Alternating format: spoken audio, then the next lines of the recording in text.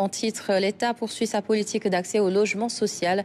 Plusieurs programmes HLM viennent d'être lancés à travers le pays, notamment à Kaolack, Tambacounda et Saint-Louis, en lien avec les projets prioritaires territoriaux pour l'année 2026. Et pour en parler ce soir, nous recevons le directeur général de la SNHLM, Bassirou Kébé. Bonsoir et merci beaucoup d'être avec nous. Bonsoir, madame. Alors, est-ce que vous pouvez revenir sur les grandes étapes de ces programmes de logement lancés ces derniers jours à l'intérieur du pays? Permettez-moi d'abord de rappeler à vos téléspectateurs que depuis quelques mois, la Société nationale des HLM s'est engagée dans une dynamique de relance structurée fondée sur la planification stratégique, la performance opérationnelle et la crédibilité institutionnelle. C'est dans ce cadre-là que nous avons lancé un projet de grande envergure dans le pôle de Dakar avec les HLM 1 Bambilor, un projet de 400 logements qui a débuté au mois d'octobre passé et dont les travaux sont en cours d'exécution. Ce que nous faisons demain, c'est, dans le cadre de notre plan annuel de performance 2026, lancer différentes phases de nos projets hors du pôle de Dakar, c'est-à-dire dans les autres pôles territoriaux. Demain à Saint-Louis, il s'agit d'une double cérémonie. Tout d'abord, l'inauguration de la deuxième phase de Ngalel et le lancement de la troisième phase de Ngalel, de Tambacounda et de Kaolack, qui rentrent dans le cadre de notre politique d'accès au logement social pour une très grande frange des populations sénégalaises. Justement, par rapport à ça, j'aimerais vous interpeller sur la portée justement de cette étape de Saint-Louis. Ouais, c'est très important. Vous savez, on ne fait qu'être fidèle à l'histoire de la SNHLM.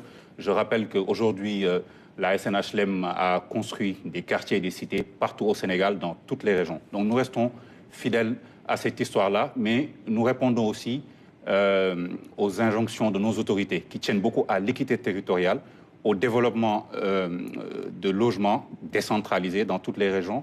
C'est très important pour eux et nous nous inscrivons dans cette dynamique-là. C'est pour ça que dans notre plan annuel de performance, il est très important de lancer beaucoup de projets dans les régions.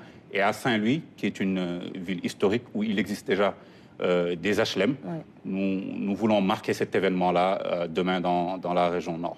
C'est ça. Avant Saint-Louis, il y a eu Kaolack, Tambacounda. Pourquoi le choix de ces régions, justement? En fait, comme je l'ai dit tout à l'heure, c'est dans le cadre du plan annuel de performance. Je peux dire aujourd'hui aux Sénégalais que dès 2026, nous toucherons toutes les régions du Sénégal, tous les pôles territoires. Il y aura un programme de 921 logements et de plus de 1300 parcelles, ce qui fait en tout 2284 unités d'habitation, ce qui sera un record historique qui n'a pas été atteint par la SNHLM depuis 1973, à une époque où l'État et les bailleurs soutenaient cette société. Aujourd'hui, sur fonds propres, nous sommes capables de faire cette production-là. Et je rappelle que sur les 7 dernières années aussi, la SNHLM n'avait produit que 365 logements, ce qui veut dire 52 logements par année.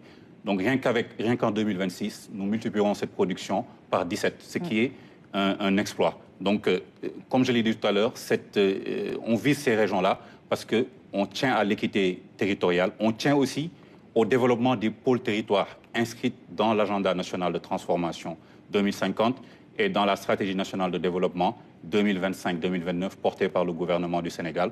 Donc la SNHLM, en tant que bras armé de l'État dans le logement, notamment social, s'inscrit parfaitement dans cette logique et dans cette politique. Oui, et par rapport à cela, Bassirou Kébé, à qui sont prioritairement destinés ces logements?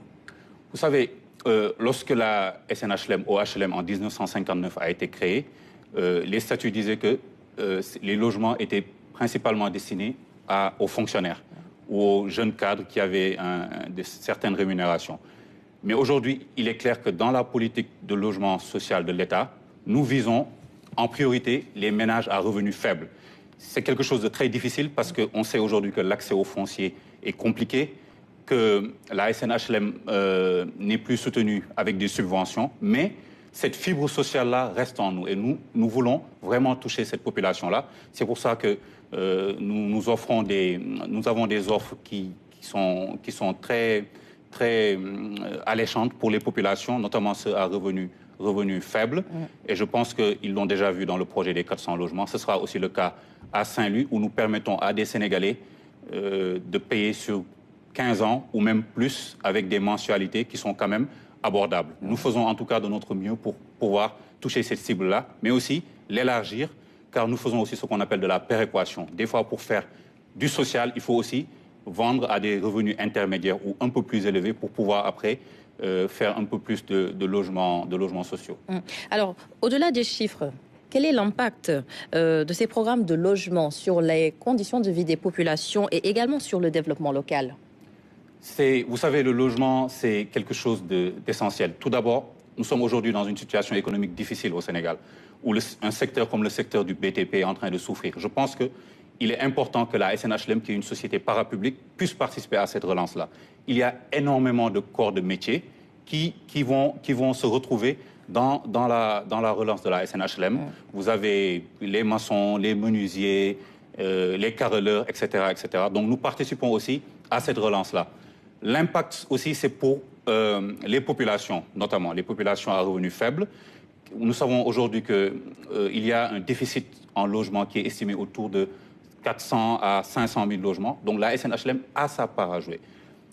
Et quand on regarde l'histoire, la SNHLM a contribué à loger des milliers et des milliers de Sénégalais à Dakar et partout dans le Sénégal. Il est vrai que lors des 2 dernières décennies, cette mission a un peu été abandonnée. Aujourd'hui, notre objectif, la mission qu'on nous a confiée à la tête de la SNHLM, c'est de retrouver cet impact social-là qui est très important pour nos populations. Et je pense qu'avec la montée en puissance en 2026, mais aussi en 2027 et en 2028, avec aussi le soutien de l'État au niveau institutionnel, au niveau technique et financier, nous parviendrons à répondre à l'offre, notamment en logements sociaux, de nos compatriotes.